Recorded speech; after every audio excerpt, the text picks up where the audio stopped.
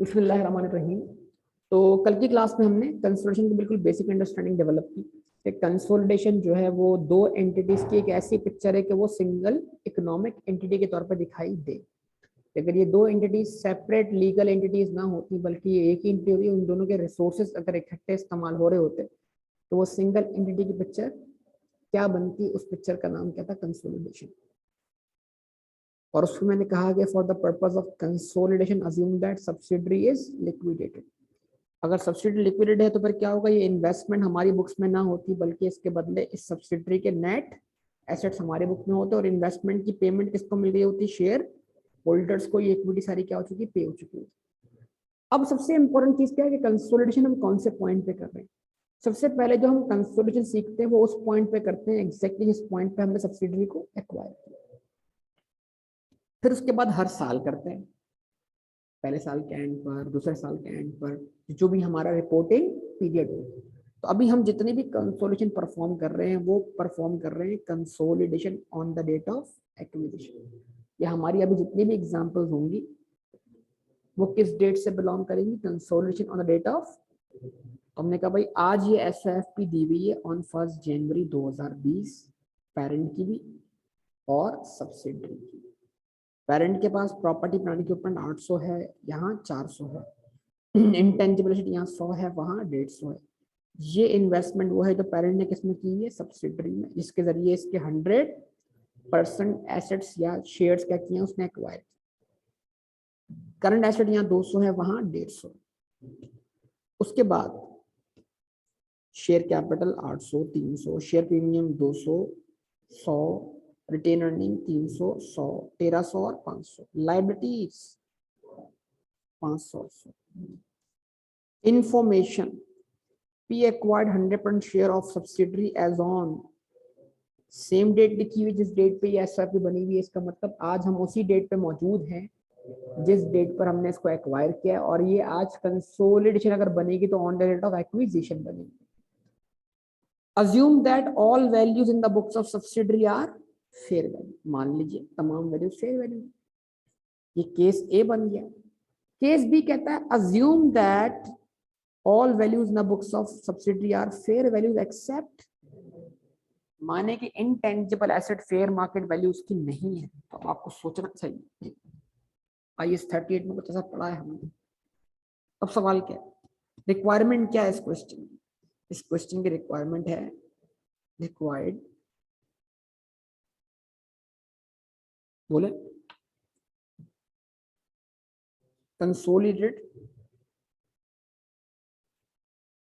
Consolidated SOFP as on 1 January 2020। Consolidated SOFP as on 1 January 2020 for both cases A and B. कल आपने सीखी ना बेटा, आप चाहें तो बना सकते।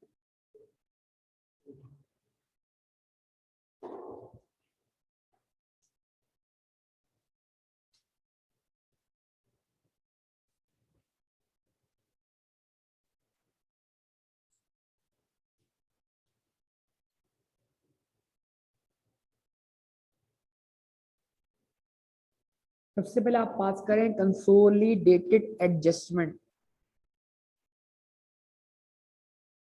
मैं लिख रहा हूं क्या बेटा,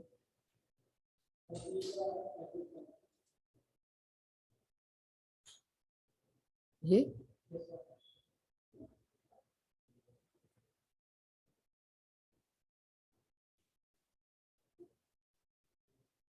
इसको 200 कर, सही। अब सही।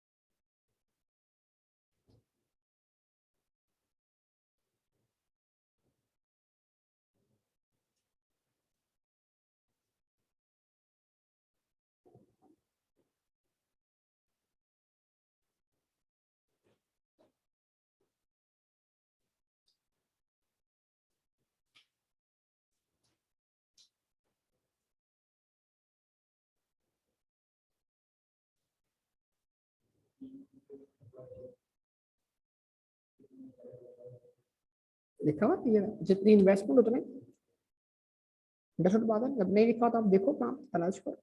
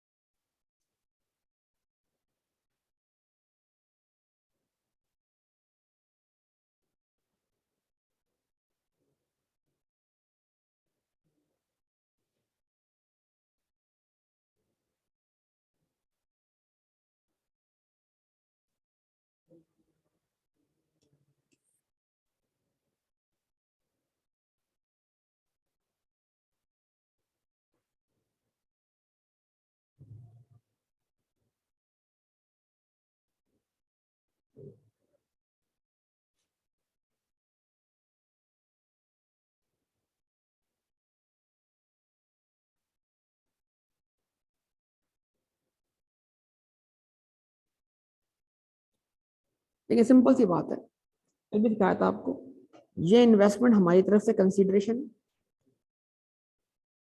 ये सब अगर ये हमने पे की होती सब्सिडरी को, सब्सिडरी ने इसके जरिए अपनी इक्विटी क्या करवा दी होती, पे ऑफ, तो ये सारे नेट एसेट्स हमारी बुक्स में क्या हो चुके होते, कैपिटलाइज। ये कॉन्सेप्ट दिया था हमने करके क्लास में। तो हम इसका केस ए सॉल्व कर, ये से बहुत आसान है, इन्वेस्टमेंट कर दी हमने क्रेडिट,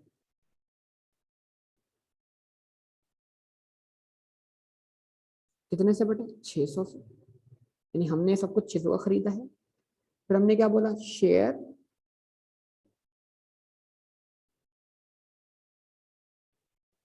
कैपिटल डेबिट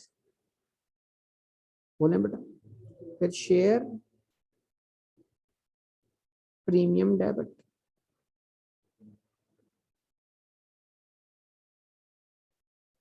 फिर retained earnings debit.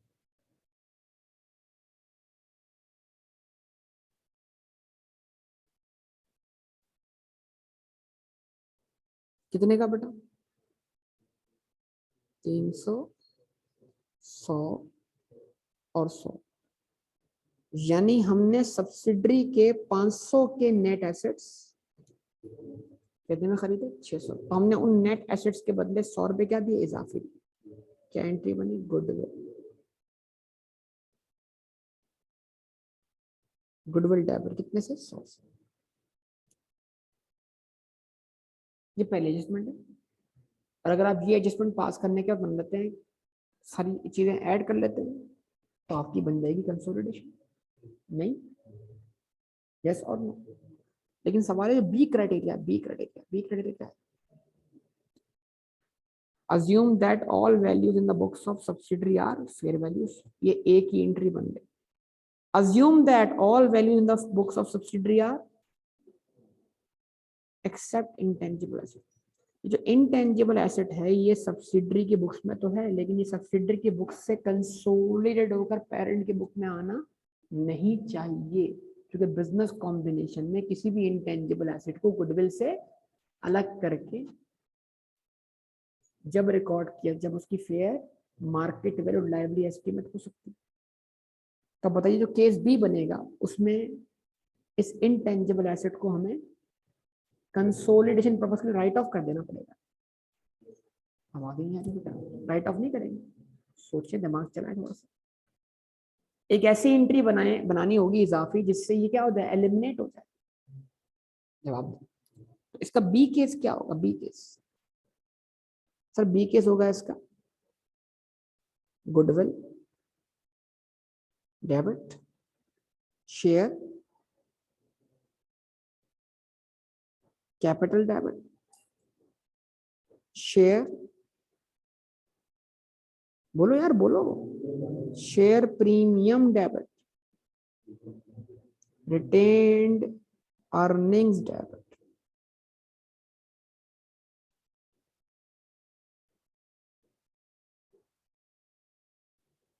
Investment credit.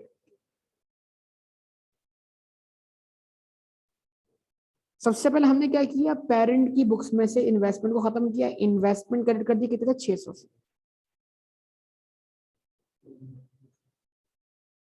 जवाब नहीं दिया आपने।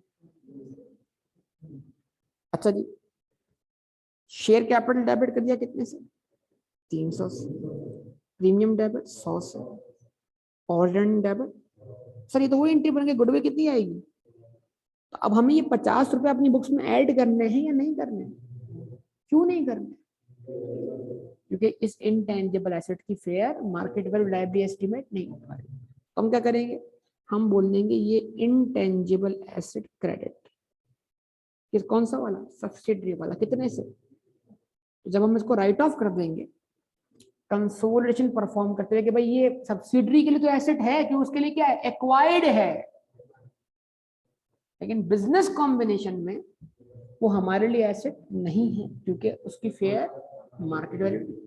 हो सकता है ये लाइसेंस ऐसा हो जिसके ट्रांसफर करने पे क्या हो, पाबंदी हो, और उस ट्रांसफर होने की वजह से इसकी फेयर मार्केट वैल्यू ना हो। तो हमने तो इसको खरीदा ही नहीं है, हमने तो फेयर मार्केट वैल्यू बस को एक्वायर ही नहीं किया, फिर भी हम इसकी पेमेंट कर रहे हैं। तो हम इसको खरीद तो रहे हैं, लेकिन जो हम इसकी पेमेंट कर रहे हैं वो एक तरह से इसकी पेमेंट नहीं बल्कि बिजनेस के गुडविल की पेमेंट। ये कॉन्सेप्ट याद है ना आप सब लोगों को या नहीं, तो अगर आप रिस्पॉन्स करेंगे तो बात बनेगी। अब इस तरह क्या होगा, गुडविल आपके पास यहाँ पर कितने से आएगी, 150 से आएगी। तो ये कॉन्सेप्ट मैंने आपको IAS 38 में नहीं सिखाया हुआ था, वही अप्लाई हो रहा है। तो केस ए की SIP और केस बी की SIP बना लीजिए, बन जानी चाहिए मेरे ख्याल से। मैं बनाऊं केस ए, बना लेंगे ना, क्या मसला है इसके अंदर, ठीक है। तो कंसोली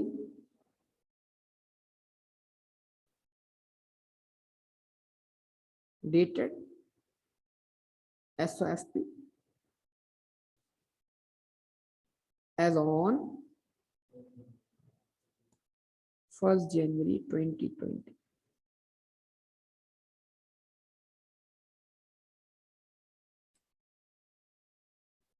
बोले बेटा assets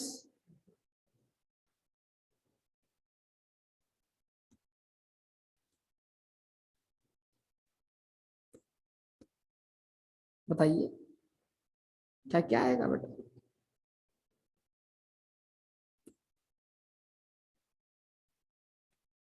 property plant equipment, parent का और सब्सिडी का क्या हो जाएगा, आपस में ऐड हो जाएगा।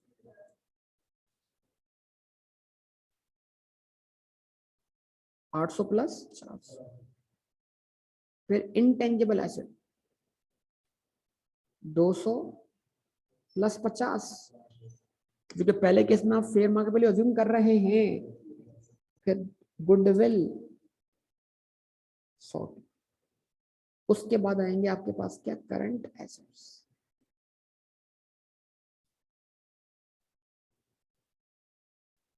कितने बेटा, 200 प्लस 150। उसके बाद बारी आएगी किसकी बेटा, इक्विटीज एंड लायबिलिटीज,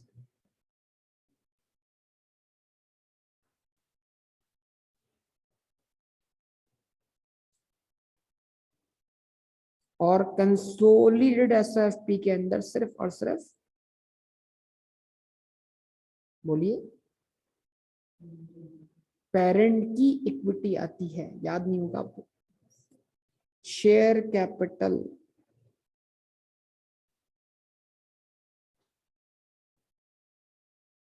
उसके बाद शेयर प्रीमियम, उसके बाद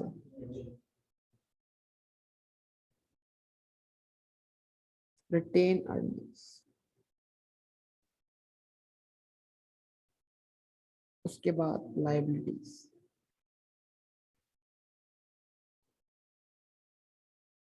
बताइए लायबिलिटीज 500, पेरेंट की 100, सब्सिडरी, यस सर। अब सारे इफेक्ट लेने भाई यहाँ पर, आप बोले 800 प्लस 400 1200, बोले 250, गुडविल 100 से, टोटल एसेट्स 1550 प्लस 200 और कितना 350, total answer 19। Share capital 800, share premium parent का आ रहा है 200, retain earning, total equity 1300 plus 600 1900 से आपकी एसएफपी क्या है, बैलेंस है। ये केस ए का आंसर आएगा। अगर मैं इसको लिख दूं केस ए, सही है, इसी के बराबर लिख दूं केस बी, तो क्या फर्क पड़ेगा। हाँ देखिए ना, आप अगर आप कर पाए तो प्रॉपर्टी प्लांट इक्विपमेंट का आंसर आएगा 1200, यस और नो। इंटेंजिबल एसेट का आंसर आएगा 200, क्योंकि अब 50 इसमें ऐड नहीं होगा, लेकिन गुडविल बढ़ के कितनी जाएगी 150, तो हमारे टोटल आंसर पे कोई फर्क नहीं पड़ेगा।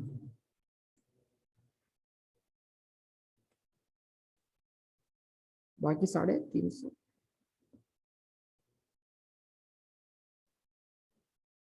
क्या आंसर बना 1900।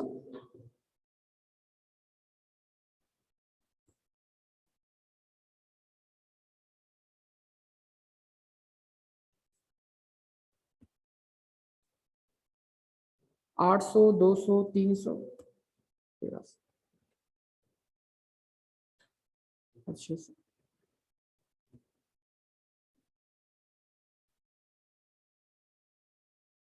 कितना हो गया। Yes.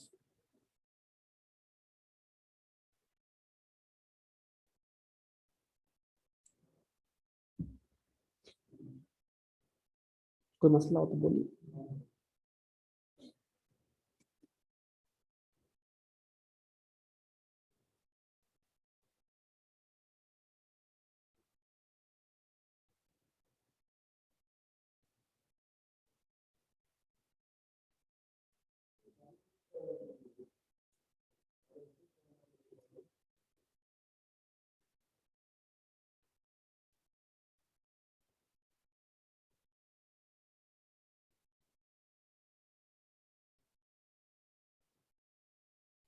सारे net assets fair market value, ना सिर्फ एसेट्स बल्कि लायबिलिटीज।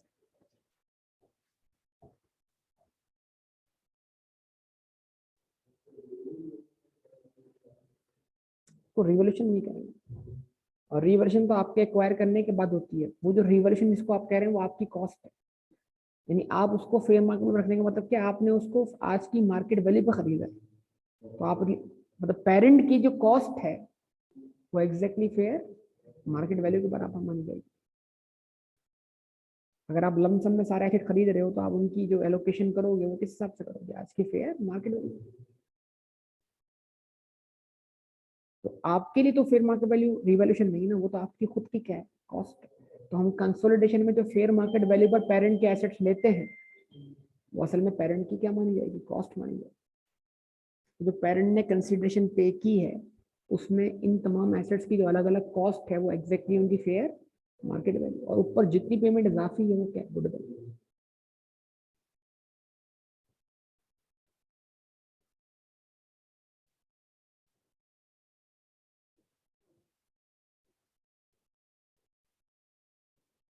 हो चुका बेटा।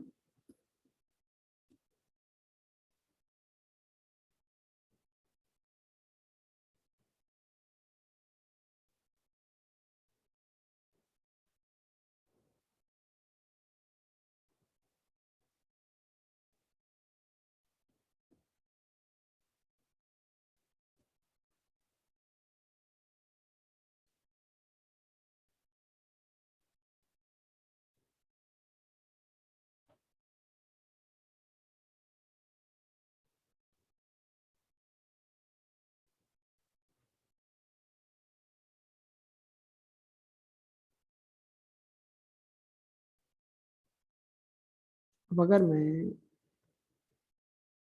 कन्वर्ट यहाँ से इसको मिटा दूँ,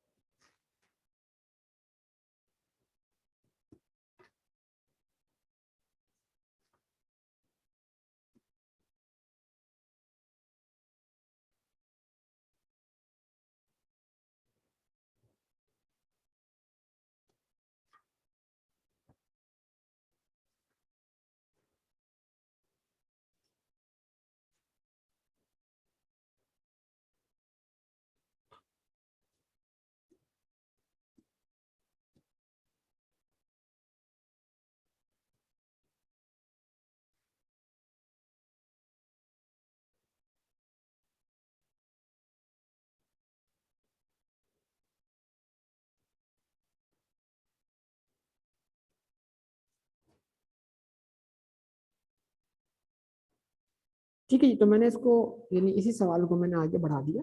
अब मैं सिर्फ एक चीज चेंज कर रहा हूँ, दैट इज व्हाट परसेंटेज। जरूरी नहीं है कि एक पेरेंट कंपनी, जब भी पेरेंट कंपनी कहलाए जब वो दूसरी कंपनी के 100% शेयर एक्वायर करे।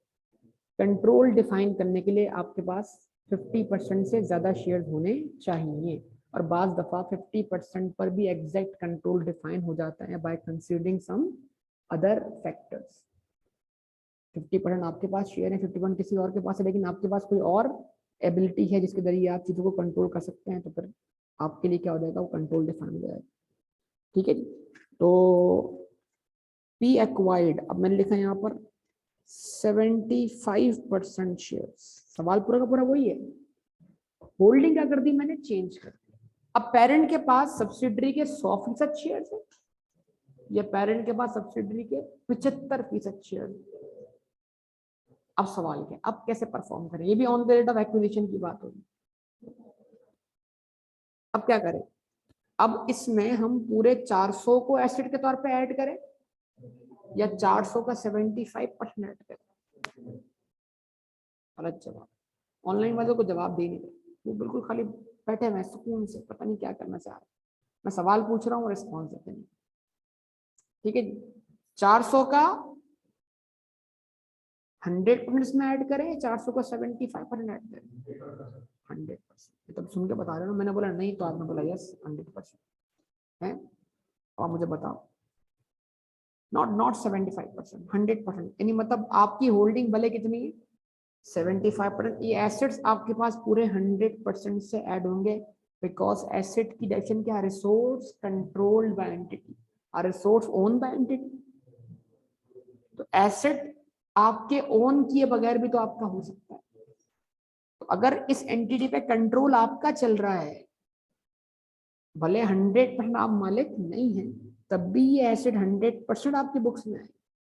कितना देखो, कितना बचपन का पढ़ा हुआ बेसिक कॉन्सेप्ट है, अगर हमें वो याद आए तो हम सारे फैसले सही से कर लें। तो एसेट होने के लिए 75% ओनरशिप चाहिए, ये कंट्रोल चाहिए। कंट्रोल में डिसीजन मेकिंग पावर। इस एसेट को यूज कैसे करना है, ये फैसला आपके पास है। सब्सिडरी में बोर्ड ऑफ डायरेक्टर आप अपॉइंट करवा रहे हैं, वो बोर्ड ऑफ डायरेक्टर आपके हिसाब से चलेंगे, आपके फैसले, आपके डिसीजन इम्पोज करेंगे। मतलब इन वसाइल को इस्तेमाल कैसे करना है, ये डिसीजन किसके हाथ में, पेरेंट के हाथ में।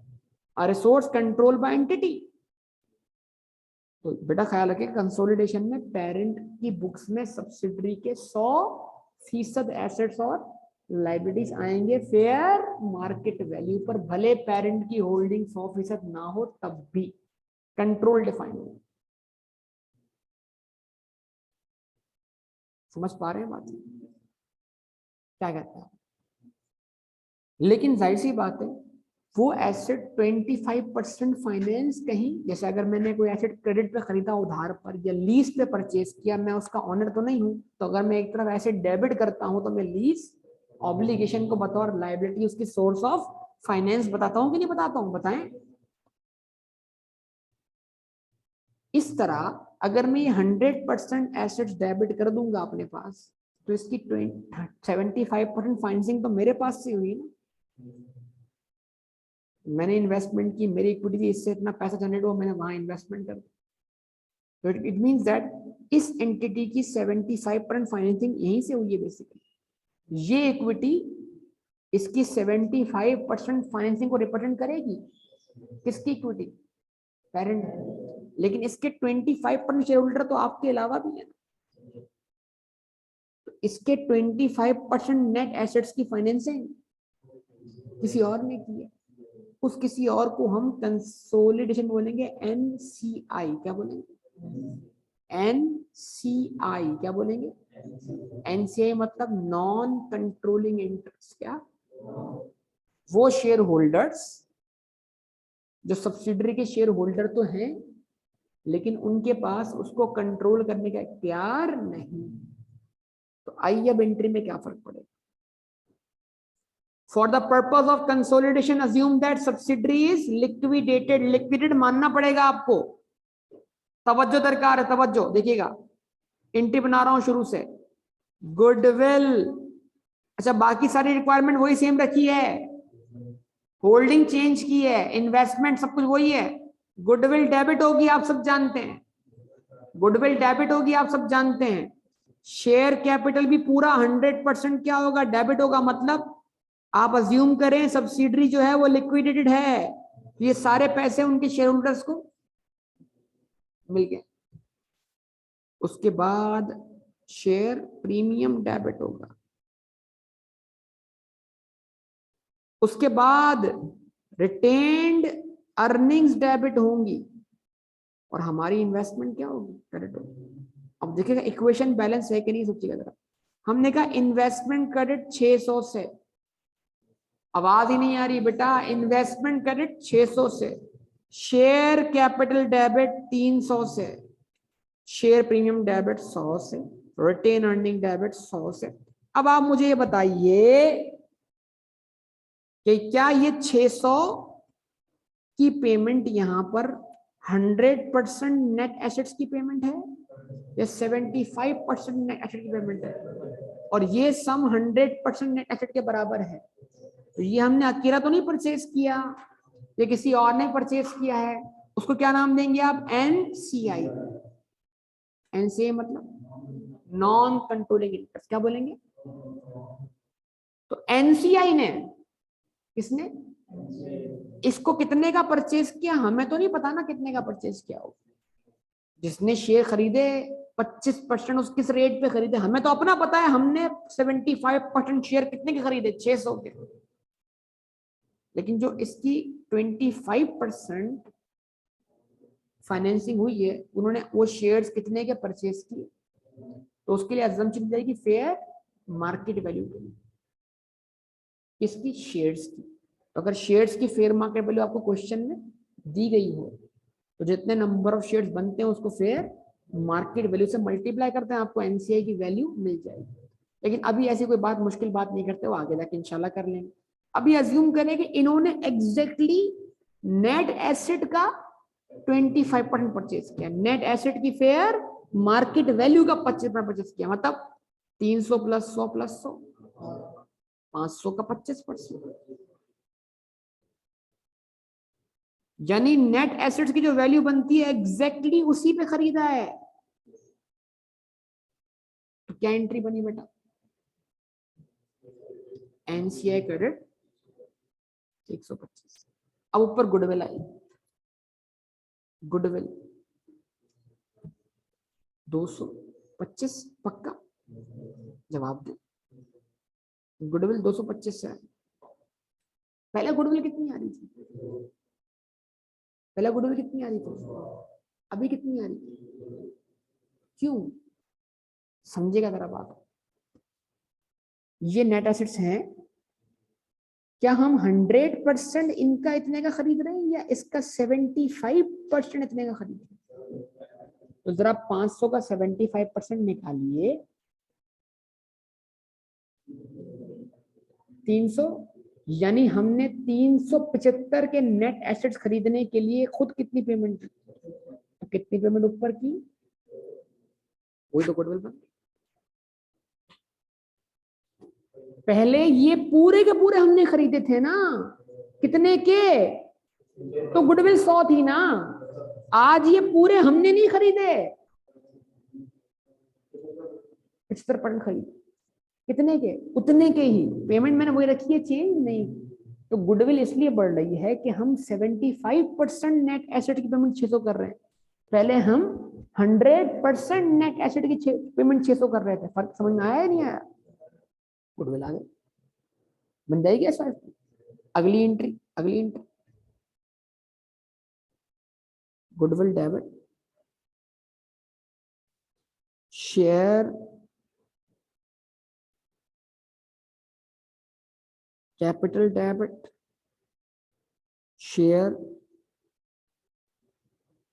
शेयर प्रीमियम डेबिट,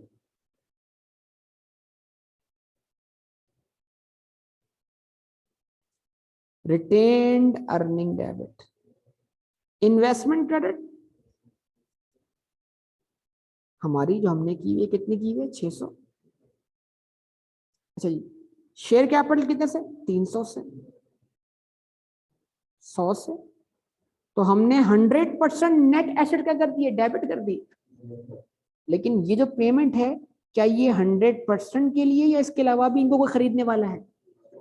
तो जो खरीदने वाला है उसको भी क्रेडिट करें, किस नाम से, एनसीआई के नाम।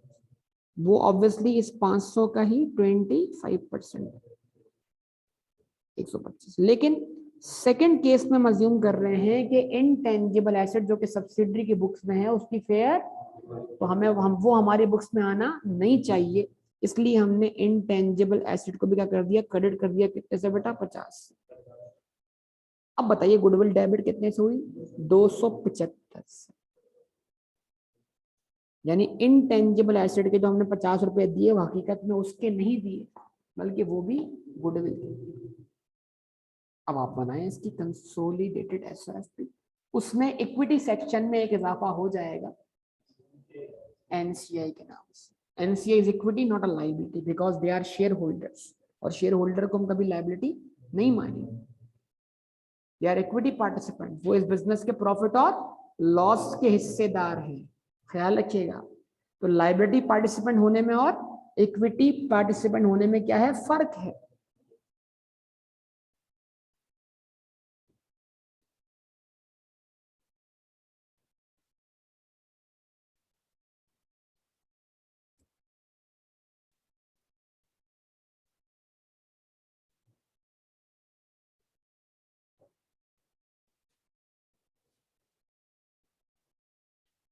आप बोलेंगे कंसोलिडेटेड एसओएफपी, इन शॉर्ट लिख रहा हूं, पीपीई प्रॉपर्टी प्लांट इक्विपमेंट 800, 100% पूरा ऐड कर देंगे, 800 प्लस 400, 1200। बाद में लिखता हूँ उसको। इंटेंजिबल एसेट एक केस में 200 प्लस 50, फिर क्या आएगी, गुडविल। फिर बारी किसकी आएगी, current assets.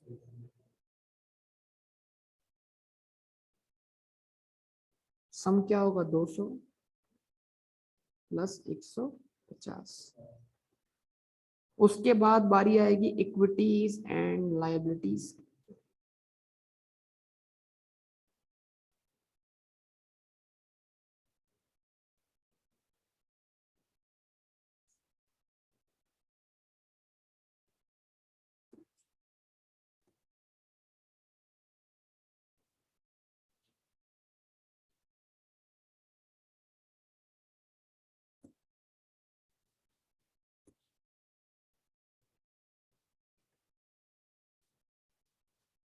Share capital, share premium,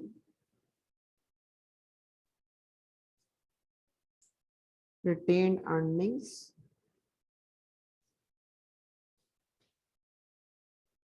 और एक नई चीज आने वाली इक्विटी में, non controlling interest,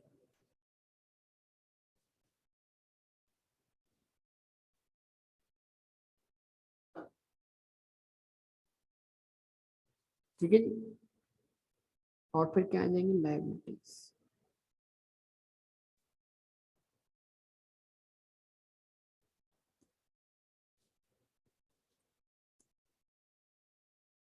for A part, for B part, जवाब दें भाई।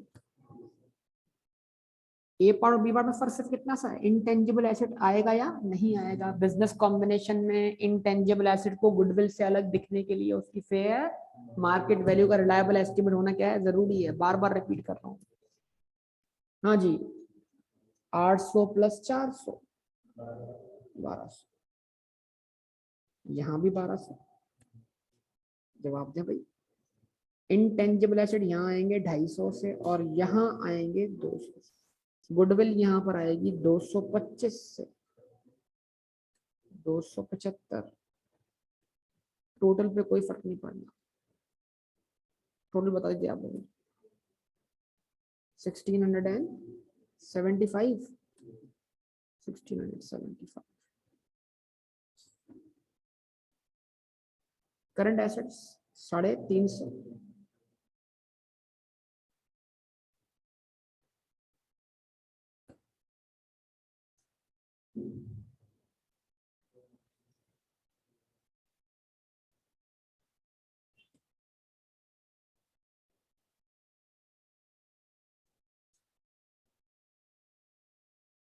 Share capital 800, 200, 300।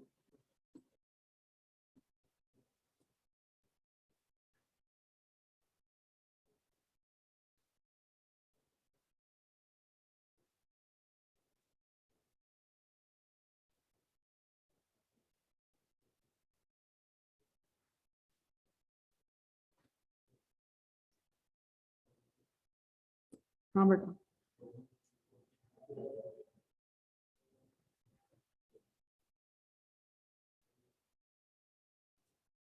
और लाइबिलिटीज का सम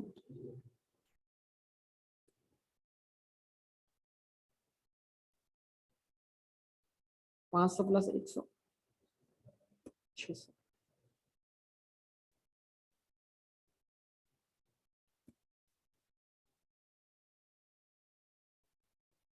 हाँ बेटा, आंसर क्या बन गया, 2025।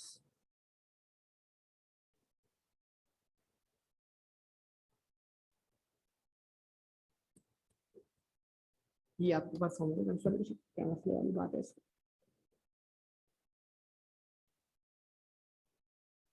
है कोई सवाल तो पूछ लीजिए भले।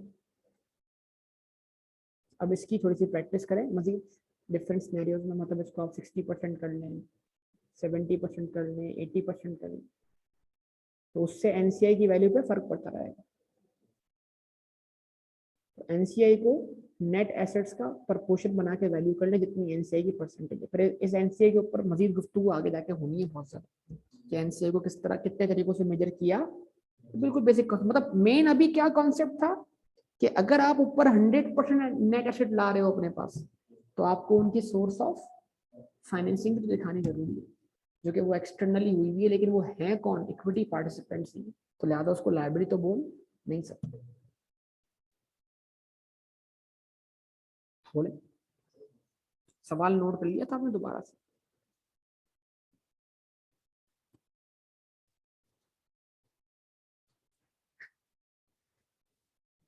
बस उस सवाल पे आप लिख दें चेंज इन परसेंटेज है, उसी सवाल जो आपने लिखा हुआ था ना उस पर दोबारा लिख दें आप चेंज इन परसेंटेज। बाकी मैं आप लोगों को होमवर्क के तौर पर कुछ बेसिक क्वेश्चन सेंड कर दूंगा इसी तरह के, इस पर परसेंटेज वगैरह होगी और आपको कंसिडरेशन परफॉर्म करनी होगी किस पर, on the date of acquisition. फिर उसको हम आगे बढ़ाएंगे, एक्विजिशन से आगे रिपोर्टिंग, फिर इसके अंदर फर्दर एडजस्टमेंट। ये क्वेश्चन ग्रो करता करता करता एग्जाम लेवल तक पहुंच जाए, ऐसे ही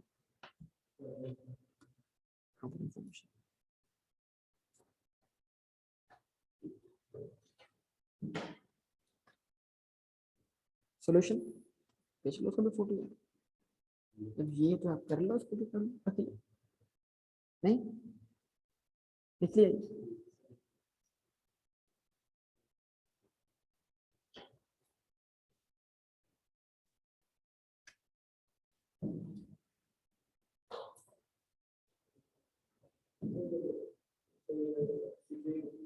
SOCI। हाँ, आपका सवाल है तो कवर ऑफ वक्त है, मुझे समझ नहीं आ रहा। आप जब आप आगे बढ़ोगे तो आपको जवाब खुद ब खुद मिलना शुरू हो जाएगा। आप इसमें बहुत सारी बातें आएंगी, उनकी अपनी बुक्स में उनकी वैल्यू क्या है वो तो अपनी सेपरेट बुक का मामला था, क्योंकि मैंने आपको पहले बोला कंसोलिडेशन बनने से पहले हकीकत में वो दोनों क्या है, सेपरेट एंटिटी। उनकी अपनी ट्रायल बैलेंसेज हैं, अपनी SFPs हैं, अपनी अकाउंटिंग पॉलिसीज हैं। उनका हो सकता है उनके प्रॉपर्टी मैनेजमेंट कॉस्ट मॉडल पर हो, लेकिन जब आपकी बुक्स में आएंगे तो फेयर वैल्यू पर ही आएंगे। तो फिर वो फेयर वैल्यू एडजस्टमेंट तो आगे जाके सीखेंगे ना, अगर उधर ना हो और यहाँ लाने हो तो कैसे करेंगे। तो बाकी के टॉपिक्स हैं, वक्त के साथ साथ ऐड होते रहेंगे, आप उसको टेंशन लेने वाली बात क्या है। जो अभी इसका सिनेरियो है इसकी बात करें, किसी नए सिनेरियो की बात ना करें। ठीक है जी, क्लोज करते हैं फिर।